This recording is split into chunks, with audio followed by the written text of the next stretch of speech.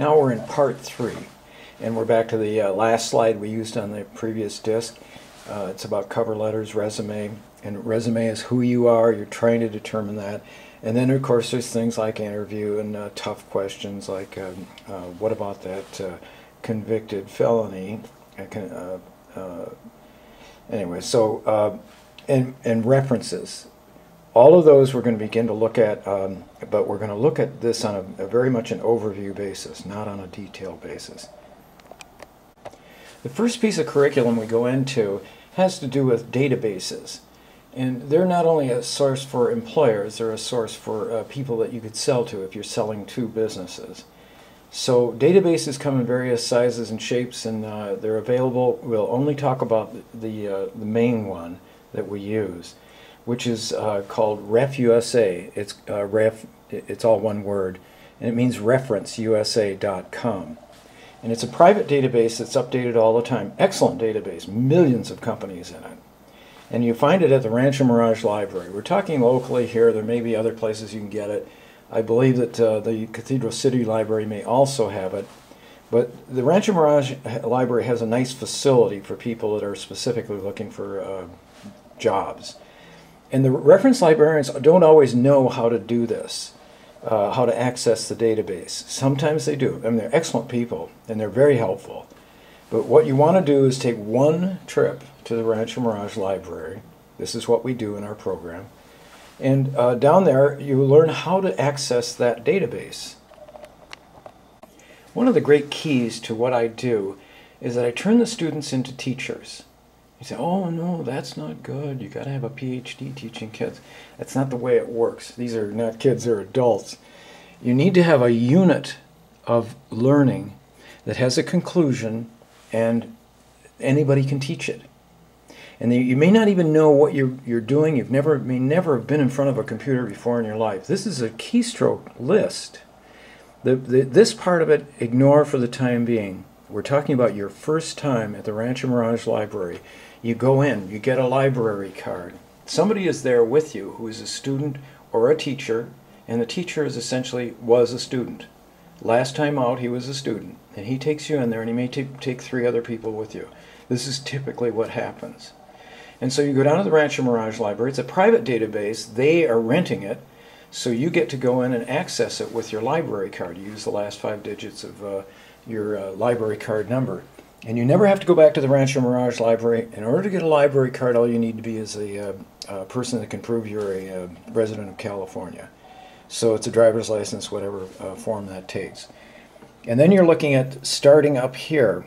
Each one of the computers that you'll go to is going to be a little different. And so the person taking you through will have put dots next to each of the things that were significant when he went through it, because he knew he had to teach somebody this. So you click on the screen, you enter a Rancho Mirage Library number. This is if this is everything is included here. You enter a PIN number, which is the last 5 digits of your library card. And maybe not have to accept REF for USA. Typically what really happens, this first dot is all that happens. You enter your PIN number.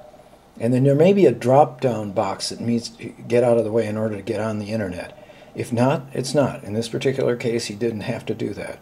Enter E to get on the internet. And then you scroll down. And if you don't know how to scroll down, he'll show you how. It's just the wheel.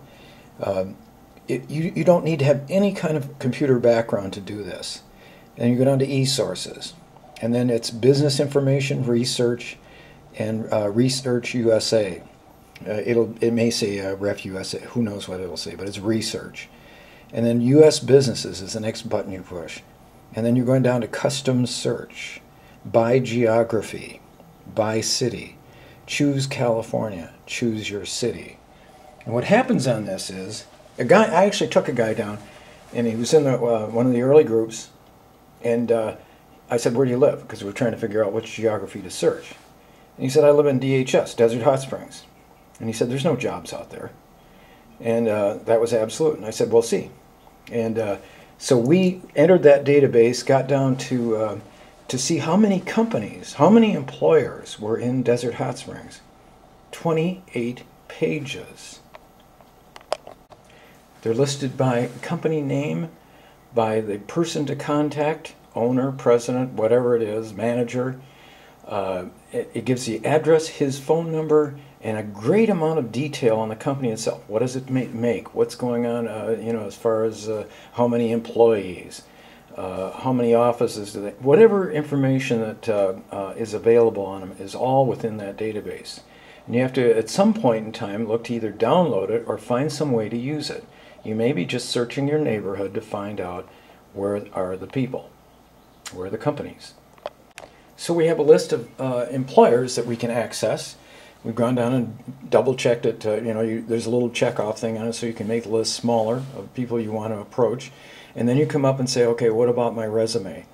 And this is just a standard resume. There's a lot of changes on here, and just to protect the identity of the original guy. His name is not Al Jones.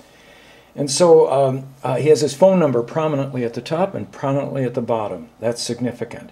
Objectives. These are all this list. If we were to look at it, this is the blow up of the categories: objectives, qualifications, experience, education, personal, and references. And you want to have those addressed in some way. So it's a minor thing. It just talks about what your objectives are. You want to get a job and you want to do it's in management or something like that. Your qualifications. This guy says 27 years in retail service and supply experience, consistent history of merit job promotion, speak, read, and write Spanish and English. Very significant. That's something that needs to wind up on his cover letter. What will happen on this thing, there will be a group of people that will get together that will be all in the same boat, and they'll be studying each other's your resume to say, okay, this is what you really are. This is what this says about you. And down at the bottom, what we use is a quote that can be something you completely agree with. This is who I am. This is what the boss said I was. And it's the lead to your references. So Albert is, let's just go right to the punchlines. He can teach, train coworkers. He's well organized, always ready to learn new things, a self-starter with a sense of urgency, a great addition to any company. And there's this an initial there. And that and other references available upon request. This is the summary of who you are, and you believe it, and you made it up with other people, and then somebody is going to be your friend and put their initials on it. And this winds up on your cover letter. We're going to talk about this on a very minimal, fast basis. This is an envelope. 500 envelopes cost $9. It's nothing. It's just a regular envelope. Don't get too crazy about this.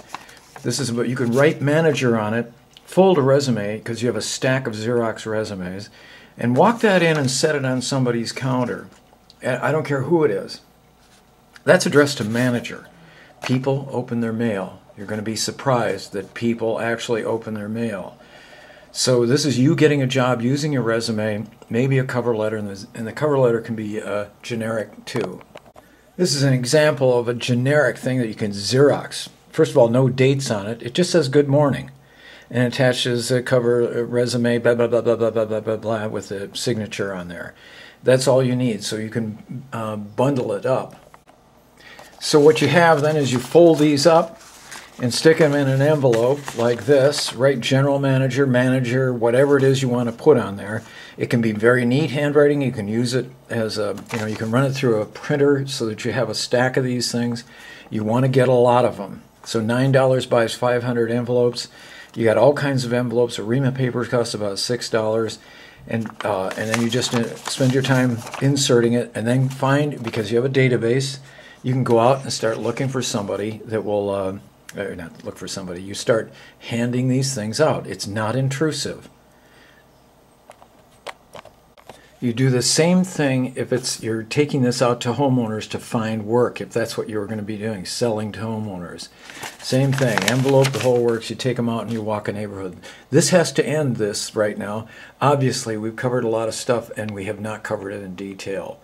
Thank you so much for paying attention. Bye.